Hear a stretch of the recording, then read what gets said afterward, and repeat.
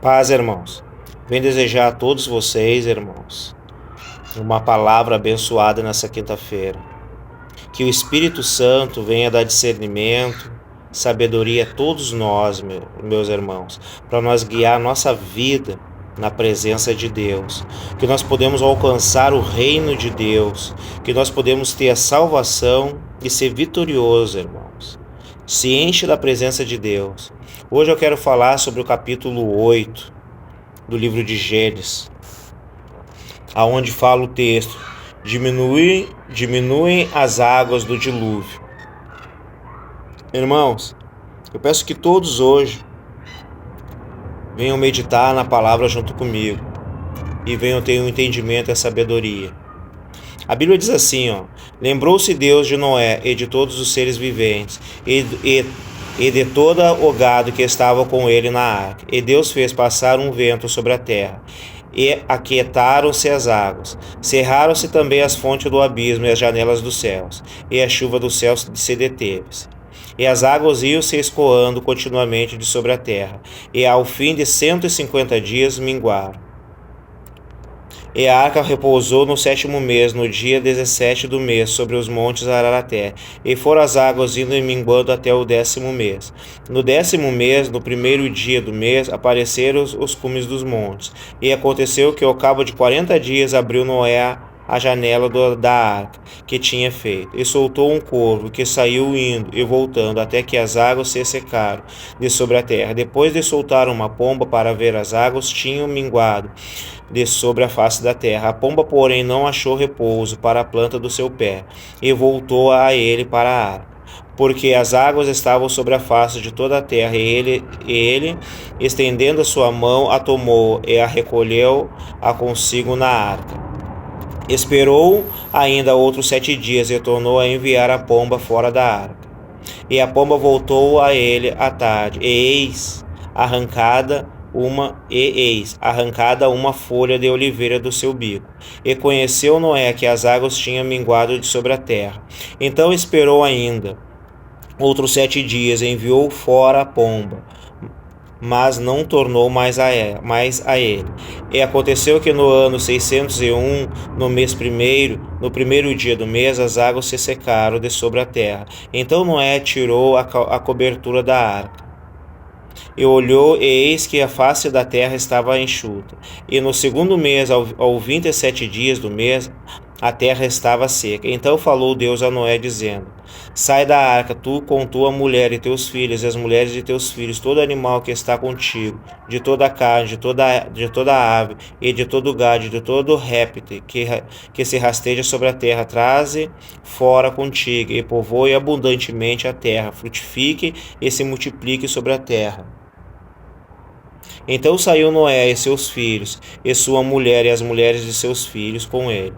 Todo animal, todo réptil, toda ave, tudo que se move sobre a terra, conforme as suas famílias, saiu para fora da arca. Edificou Noé um altar ao Senhor, e tomou de todo animal limpo e de toda a ave limpa, e ofereceu holocausto sobre o altar. E o Senhor sentiu o suave cheiro, e o Senhor disse em seu coração: não tornarei mais a amaldiçoar a terra por causa do homem, porque a imaginação do coração do homem é má desde sua meninice. Nem tornarei mais a ferir todo o vivente, como fiz, enquanto a terra durar sementeira seca, e frio e calor, e verão e inverno, e dia e noite não cessarão.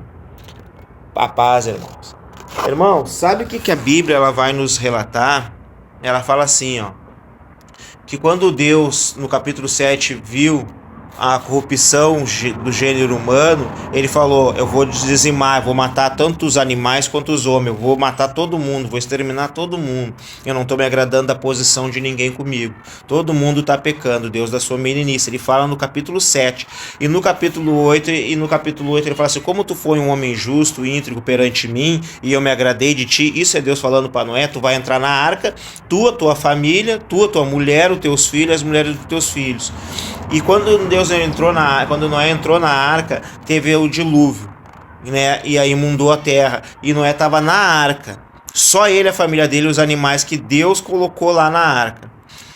E Noé, naquele tempo que ele passando todo esse dilúvio, muitas vozes ele ouviu, irmão, de pessoas sendo afogadas, de pessoas desesperadas, né? Quantas pessoas deve ter acontecido de tentando se agarrar na arca do lado de fora e morreram? Quantas vozes clamando e Noé ouviu e não pôde fazer nada, e até ele, no íntimo dele, ele se desesperou porque ele ouviu, irmão. É uma coisa óbvia de nós entender, né? Então, assim, então o que acontece? O que a Bíblia nos ensina? Ela fala assim, ó, que muitas vezes quando nós vamos para o deserto, nós vamos para um lugar que é onde nós vamos passar tristeza, tribulações, muitas vezes é Deus que está nos colocando lá.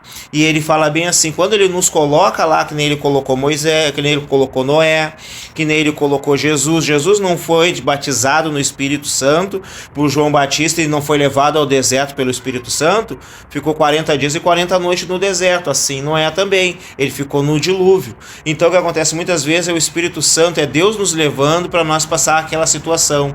Só que quando nós passamos aquela situação, Deus fala assim, eu me esqueci, eu me lembrei de Noé. Então o que acontece com Deus? Ele te colocou lá, ele está te guardando.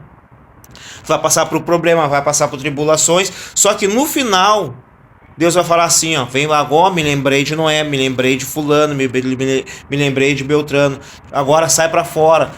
Sai tu, tua família, sai os teus filhos, sai tua esposa, a mulher e dos teus filhos. Vem para fora. Então Deus fala na tua vida assim, ó, agora que tu passou por todas essas tribulações e ficou firme perante mim, não blasfemando, mas sendo um homem justo e íntegro, agora tu vai sair para fora e vai multiplicar sobre a terra. O que Deus está falando para nós? Depois que tu passou por tudo isso daí que tu está passando, desemprego, né, enfermidade, passando por vários problemas espirituais, por vários problemas físicos que são inumerados, né? Deus ele fala assim, então tu passou por tudo e não me abandonou, e eu vi no teu coração que tu é um homem íntegro e justo perante mim, eu me agradei de ti, eu vou te abençoar. Então agora tu vai prosperar, agora tu vai ter restauração no casamento, vai ter restauração no lar, vai ter restauração financeira, vai ter restauração na saúde, em todas as áreas que vocês precisam. E ainda Deus fala assim, agora tu vai sair para fora e vai multiplicar, tu vai crescer grandemente, que vai povoar a terra.